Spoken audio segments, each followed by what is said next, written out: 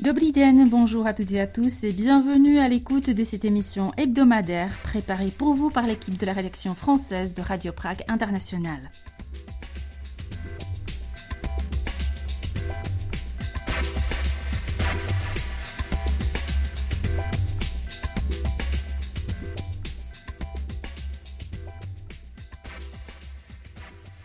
Malgré les chiffres encourageants de ces derniers jours qui confirment le ralentissement de la propagation du Covid-19 en République tchèque, rien n'a véritablement changé sur le front hospitalier où les équipes médicales continuent à se battre sans relâche contre la maladie.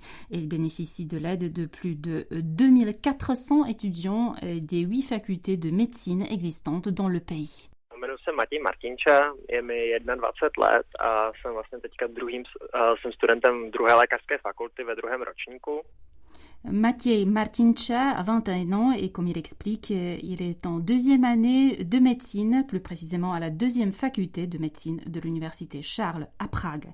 Même s'il ne fait pas partie des étudiants des 4e à 5e années réquisitionnés en octobre dernier par le gouvernement pour lutter contre l'épidémie, Matěj a décidé, comme beaucoup de ses amis, de se porter volontaire dans un hôpital pragois.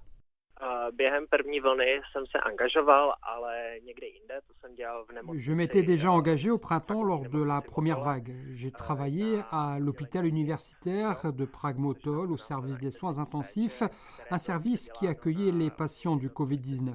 C'était assez difficile car nous nous occupions des patients dans un état grave avec l'obligation de porter des vêtements de protection. Nous étions vraiment sur le front. Nous, les étudiants, étions chargés de désinfecter les lieux ou de remplir les stocks de médicaments, par exemple.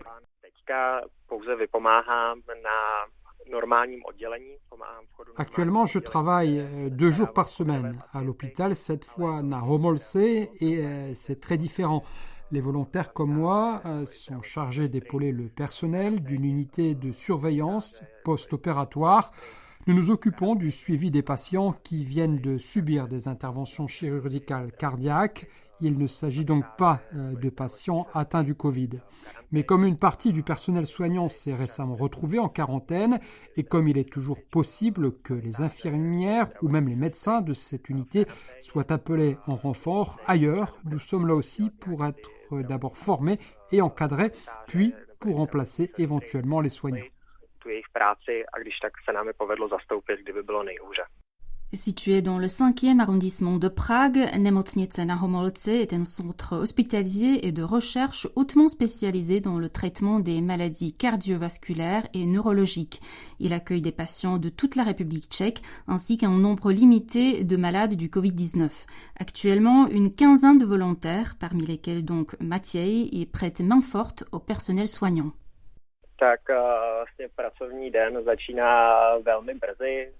Les journées de travail sont longues puisqu'elles durent de 6 heures le matin jusqu'à 6 heures le soir. Nous sommes alors remplacés par l'équipe du service de nuit. Nous aidons les infirmières et les aides-soignants à servir le petit déjeuner, à effectuer les soins d'hygiène, à installer et à mobiliser les patients. Lorsque des prélèvements sont effectués, nous apportons des échantillons dans les services de microbiologie et d'hématologie. Cet automne, pour la première fois dans l'histoire de la République tchèque, les étudiants en médecine ont été mobilisés par le gouvernement. Certains d'entre eux, ainsi que les directeurs de plusieurs hôpitaux, se sont plaints du manque de règles juridiques qui encadreraient cette mesure d'urgence. Ce n'est pas le cas de Matěj. Dès le début, il a signé un contrat de travail en bonne et due forme, ce qui lui vaut d'être rémunéré. Autre souci pour les étudiants, comment concilier cette mobilisation sanitaire avec leurs études?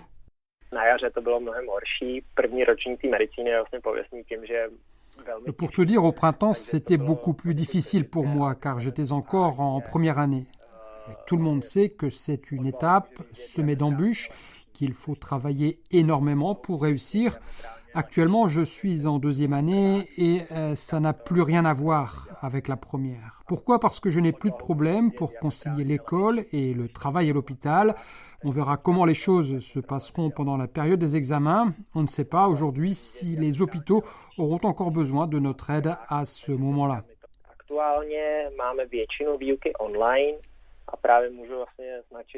Du coup, nous suivons toujours les cours à distance. Mais heureusement, depuis quelques jours, nous avons quand même un cours en présentiel. Et ce sont les soins infirmiers. Il s'agit de travaux pratiques qu'il est vraiment difficile de faire à distance. Nos enseignants ont dû tout réorganiser car ces cours ne peuvent être dispensés qu'à 5 étudiants en même temps, alors que normalement, nous sommes répartis en groupes de 18 personnes. Si environ 2400 futurs médecins tchèques sont mobilisés sur le front du Covid-19, la plupart d'entre eux, environ 2 étudiants sur 3, d'après les données fournies par les universités, n'ont pas été réquisitionnés mais se sont engagés volontairement. C'est aussi l'expérience de Maciej Martincha qui, en plus de son travail à l'hôpital, répond aux appels Covid sur une ligne téléphonique du ministère de la Santé. Cet automne, la crise sanitaire a mobilisé beaucoup plus d'étudiants en médecine qu'au printemps, c'est évident. Presque tous mes amis, toutes promotions confondues, sont engagés quelque part. Les étudiants de notre faculté sont réunis sur Facebook et via ce groupe, nous communiquons avec les hôpitaux. On tient à se rendre utile dans la mesure du possible et ceux qui ne le peuvent pas ont des raisons particulières. Par exemple, un de mes amis qui vit avec ses grands-parents ne veut pas les mettre en danger. Mais dans l'ensemble, je dois dire que tous les étudiants que je connais ressentent un besoin réel d'aider.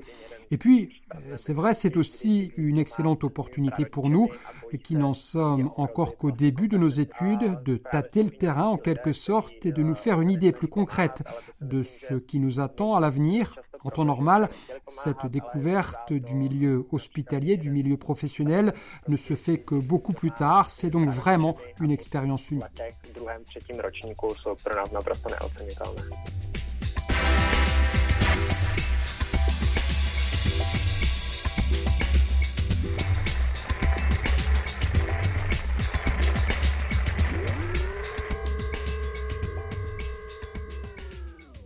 Chiffres en baisse, réouverture progressive des écoles et assouplissement de certaines mesures de restriction. Jour après jour, la situation épidémiologique s'améliore en République tchèque.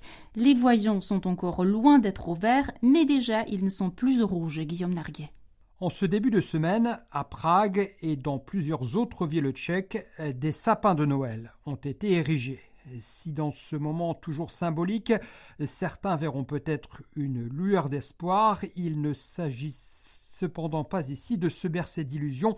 Tous ces arbres seront illuminés le week-end prochain sans les habituelles célébrations et rassemblements de foule qui accompagnent traditionnellement l'événement. Et les autorités l'ont rappelé, il n'y aura pas de marché de Noël cette année et il n'est bien entendu pas question de revenir sur une décision prise au plus fort de la crise sanitaire il y a déjà quelques semaines. Uvolňování protivirových opatření. Česko se dnes posunulo z 5. nejrizikovější úrovně protiepidemického systému do 4. Zkracuje se zákaz vycházení. Néanmoins, la situation s'est améliorée depuis. Lundi, le niveau d'alerte a ainsi été réduit de 5 à 4 par le ministère de la Santé et ce dans le cadre de l'application du nouveau système d'indexation du risque lié à la pandémie de coronavirus appelé PES. D'ores et déjà, un passage au niveau 3 est évoqué très probablement dès le début de la semaine prochaine, comme l'a confirmé le ministre Jan Blatný. Dans des circonstances normales, la proposition aurait été présentée au gouvernement lors du Conseil des ministres lundi prochain.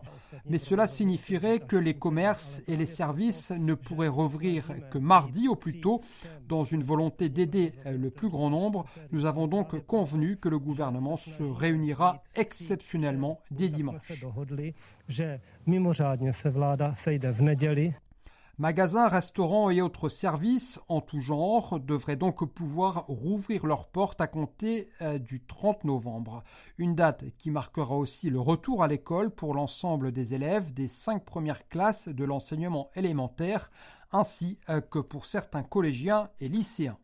Dimanche, le nombre de nouveaux cas de contamination au Covid-19 relevés par les laboratoires en République tchèque s'est élevé à un peu plus de 1500, soit le total le plus faible enregistré en l'espace d'une journée depuis le 28 septembre. Lundi, la tendance s'est encore confirmée avec un total de tests positifs légèrement inférieur à 4400, soit là aussi 1 millier de moins que 7 jours plus tôt. Logiquement, le nombre de personnes hospitalisées continue de baisser lui aussi. On ne comptait plus qu'un peu moins de 5300 patients en fin de semaine.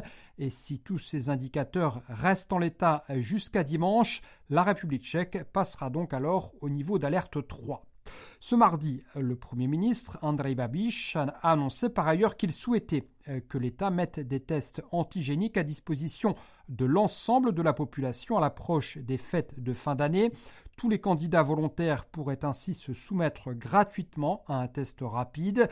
Un horizon allant de 7 à 10 jours avant Noël est envisagé pour la mise en place de ce qui ressemblerait à une moindre échelle à la vaste opération menée récemment en Slovaquie voisine, la Slovaquie, où les 2/3 de la population, qui compte un peu plus de 5 millions d'habitants, ont été testés en l'espace d'un week-end. Na první pohled se zdá, že šlo o běžnou nehodu. Mám prostě věřit, že se nerozlí. Rád zesměšňuješ lidi? Jen vydrž online. Potřebuji trochu času. Tohle speciální video. La série télévisée tchèque Marty is Dead, qui a pour thème le cyberharcèlement, a remporté lundi soir l'Emmy International dans la catégorie des formats courts. Un succès historique pour une production télévisée tchèque récompensée de ce prix prestigieux pour la première fois. La série de 8 épisodes qui scrute l'impact des réseaux sociaux sur un adolescent a été diffusée sur la chaîne de télévision en ligne MOL-TV. And the International Emmy for short form series goes to #MartyIsDead.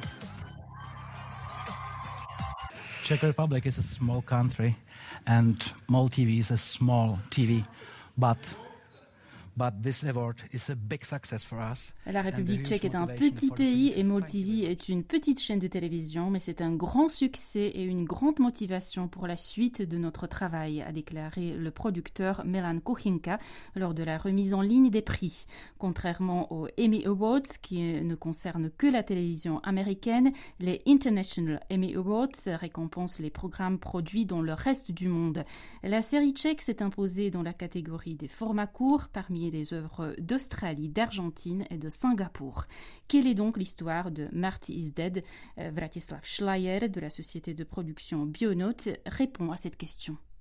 Já bych řekl, že to je thriller, trošku detektivní, protože ten příběh je rámcovaný. Je dirais que c'est un thriller qui commence par la mort de Marty. Marty a un garçon de 15 ans. Son père découvre dans son ordinateur des vidéos surprenantes qui l'incitent à enquêter sur les circonstances de la mort de son fils.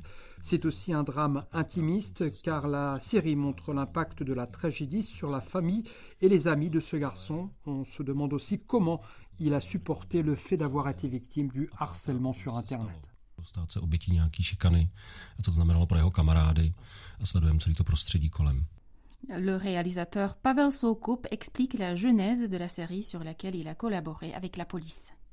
Bylo to tak 2 až 3 roky zpátky, kdy Il y a 2 ou 3 ans, les médias ont rapporté des informations sur un jeu connu sous le nom de la baleine bleue, qui serait très populaire en Russie et encouragerait les jeunes à relever des défis dangereux, à s'automutiler, voire à se suicider. C'était peut-être un canular, mais cela m'a intéressé. Qui invente cela et pourquoi? Ce sont les questions que je me suis posées avec mon équipe.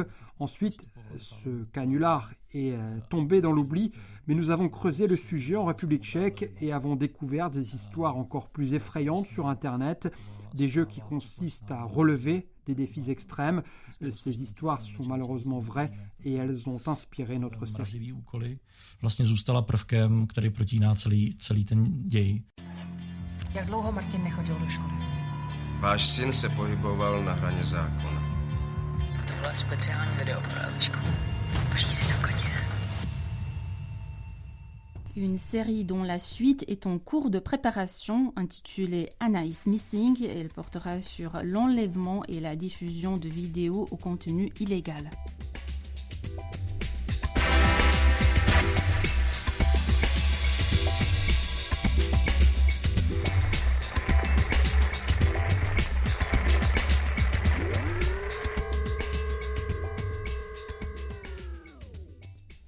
Campagne de promotion planétaire en ce moment pour le nouveau livre de l'ex-président des États-Unis Barack Obama, A Promised Land, une terre promise en français, sorti récemment aux États-Unis et dans plusieurs pays du monde.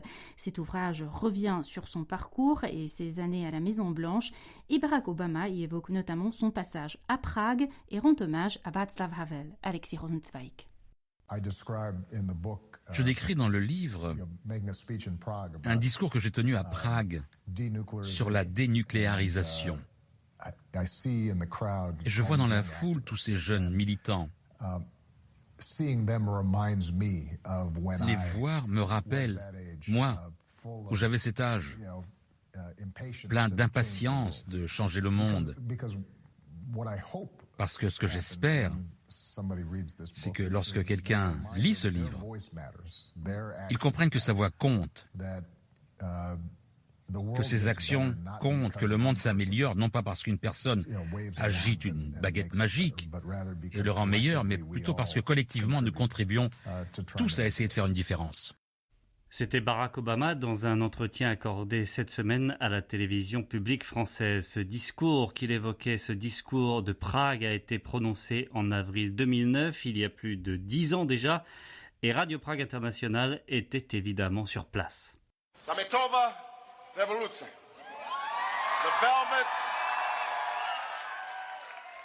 Sametova Revoluce, la révolution de velours, nous a appris beaucoup de choses.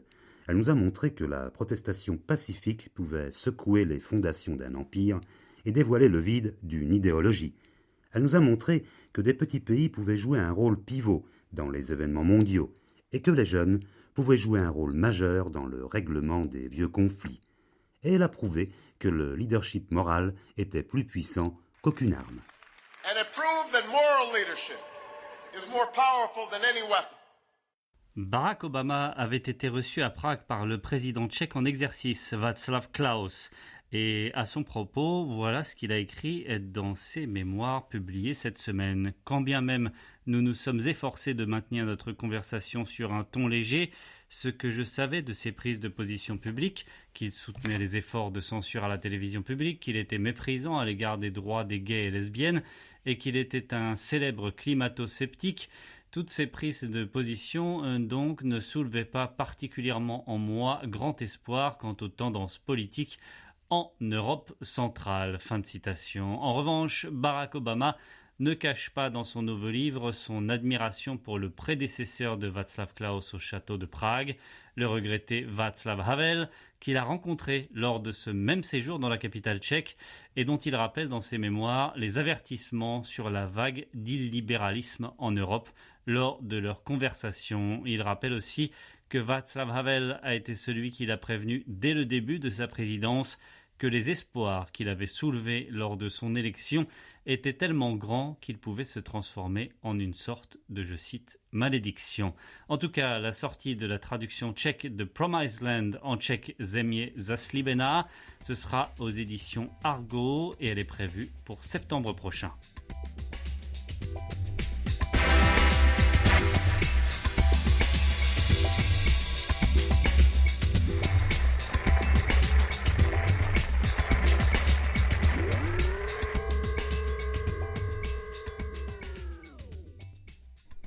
C'est ainsi que s'achève cette émission préparée par l'équipe de la rédaction française de Radio Prague International. Merci de votre attention et de votre fidélité. À très bientôt, de nouveau à l'écoute. Naslyšenou, ahoj.